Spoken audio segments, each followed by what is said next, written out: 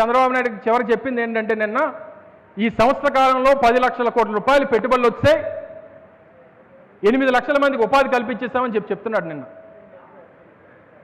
ఈరోజు ఈ లెక్కలన్నీ తీసి చూసి నిన్న పత్రికా సమావేశం అయితే పత్రికా సమావేశంలో అడిగా, మీరు అన్నీ వచ్చేస్తాయి అన్నారు కదా, ఇప్పటి వరకు ఉద్యోగాలు ఇవ్వలేదు కదా, ఎవరికి ఉద్యోగాలు ఇవ్వకుండా అప్పుడే వచ్చేస్తాయని ఎలా చెప్తున్నారు? తెలుగుదేశం పార్టీ నాయకులు, ముఖ్యమంత్రి, ఆయన కొడుకు అందరూ ఎలా చెప్తున్నారంటే తెలుగుదేశం పార్టీ నుంచి ఒక కౌంటర్ ఇచ్చారు. ఆ కౌంటర్ ఏమని ఇచ్చారు?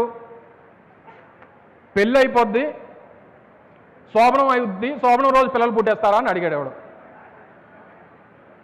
శోభనం రోజు పిల్లలు పుట్టేస్తారా అని అడిగాడు. మరి నేను మంత్రిగా ఉన్నప్పుడు కూడా అదే అడిగాను కదా. ఏమడిగాను? నన్ను ఒక పత్రికా సమావేశం అవుతున్నప్పుడు ఎక్కడో బయట కార్యక్రమంకి వెళ్తే నన్ను అడిగారు, సార్ ఇన్ని లక్షల కోట్లు అన్నారు కదా, 13 లక్షల కోట్ల రూపాయలు పెట్టుబడులు అన్నారు కదా, ఎప్పుడు వస్తాయంటే కోడి గుడ్డు పెడుతుంది కానీ కోడిని పెట్టదు కదా అన్నా. మరి నేను చెప్పింది నేను తప్పు ఉందా? అప్పటి నుంచి నన్ను గుడ్డు అమర్నాథ్ అని పిల్లడం మొదలుపెట్టారు. మరి ఈ రోజు నుంచి నేను శోభనం లోకేష్ అని మనం కూడా పిలవాలి కదా.